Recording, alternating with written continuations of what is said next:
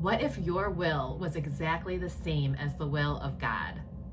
And what if all you had to do in order to receive all the joy, peace, harmony of this world was to stop having conflicting wills? And what if it did not require any sacrifice? My name is Elizabeth Cermak. I'm a coach and a psychotherapist here to talk about inner peace. And today I wanted to talk about a Course in Miracles lesson that I just read, and it's so good. Lesson number 74. There is no will but God's. And when you first hear that title of that lesson, isn't it kind of like, oh, well, there is no will but God's. What am I even doing? You know, I feel like we can interpret that in so many different ways. Stay with me because it's great news. We're going to go over this lesson and hopefully you feel this amazing feeling that I felt when I was reading this. But it's good news. And I think it's easy to interpret it. I mean, in my opinion, it's easy to interpret it as bad news. It's funny because when I was younger and I would read A Course in Miracles, I mean, in my late 20s, it all felt like such good news. And I had this like belief that if I read it and it induced fear in me, that I was interpreting it wrongly. And I still have that belief. But some reason, as I got older, there was another voice creeped up in my head that said, this is bad news. This is bad news. But it's not. It's good news. I'm listening to the voice that I don't want to be listening to when I hear that voice. Okay, so let's just get this in us. Let's embody this belief. There is no will but God's. Okay, so let's go ahead and read the lesson and we'll talk a little bit about it. So lesson number 74 in A Course in Miracles is what we're going over today. There is no will but God's. And hopefully my whole purpose of my channel is to help people have more inner peace, to live more in peace, joy, freedom, and less in guilt, doubt, fear. Okay, so I just listened to something yesterday that says we need to get away from fear and into empowerment. Away from fear and into empowerment, and let's usher in this new age in empowerment. Okay, so there is no will but God's. Lesson 74. The idea for today can be regarded as the central thought toward which all our exercises are directed. This is what's so amazing about A Course in Miracles. Like any part, if you really can embody and understand a paragraph of A Course in Miracles, you've got the whole thing. The depth is in every paragraph, which I think is so cool. I think there's a term for that, but I can't think of it.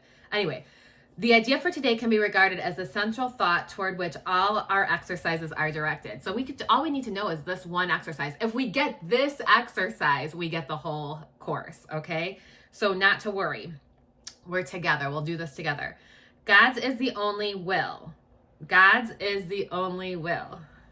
When you have recognized this, you have recognized that your will is His. Your will is His. The belief that conflict is possible has gone. Peace has replaced the strange idea that you are torn by conflicting goals. As an expression of the will of God, you have no goal but His. I have no goal but His. There is a great peace in today's idea.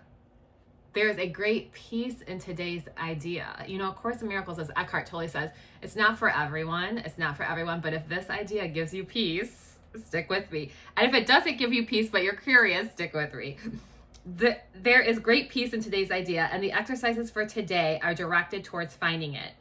The idea itself is wholly true. Sometimes I think of like wholly true, like the truth. It's like all right there. It's almost like the Big Bang, like it's wholly true. I know that might not make any sense, but it's something I feel. Sometimes I feel things and it's like trying to verbalize what I'm feeling. Okay. The idea itself is wholly true. Therefore, it cannot give rise to illusions. Without illusions, conflict is impossible. Let us try to recognize this today and experience the peace this recognition brings. It's like peace, okay? Truth. This is what we want. Begin the longer practice periods by repeating these thoughts several times, slowly and with firm determination to understand what they mean and to hold them in mind. I feel like it takes some faith to do this too, like believe, have faith.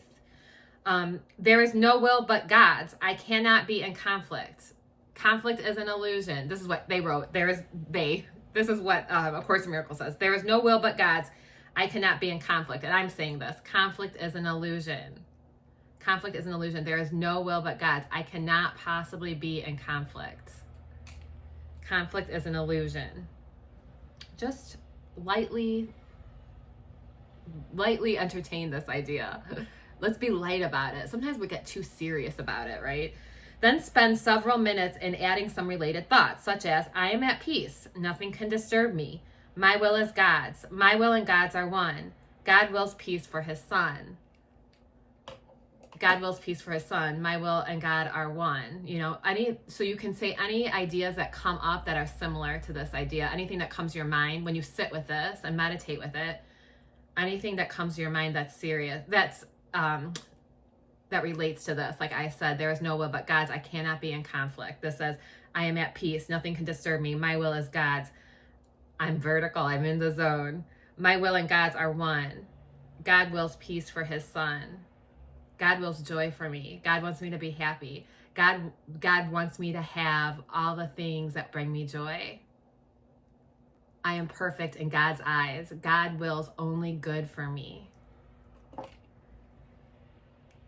During this introductory phase, be sure to deal quickly with any conflict thoughts that may cross your mind. Tell yourself immediately, there is no will but God's. These conflict thoughts are meaningless. It's meaningless. The conflict is meaningless. It's an illusion. It doesn't last. We are only interested in what lasts. If there is one conflict area that seems particularly difficult to resolve, single it out for special consideration.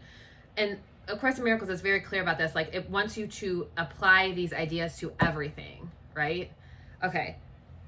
Think about it briefly, but very specifically. Identify the particular persons and the situation or situations involved and tell yourself, there is no will but God's. I share it with him. My conflicts about this person cannot be real.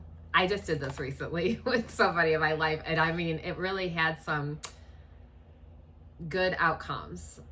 It's like, change my mind about this person. And I always say, like, it doesn't mean, when we talk about like people in our lives, it doesn't mean that we don't have boundaries or that we just love everyone and let people walk all over us. Not at all. But change my mind about this person might mean I still have boundaries around this person, but I'm at peace and I am free, and so are they. And whatever I see is a projection.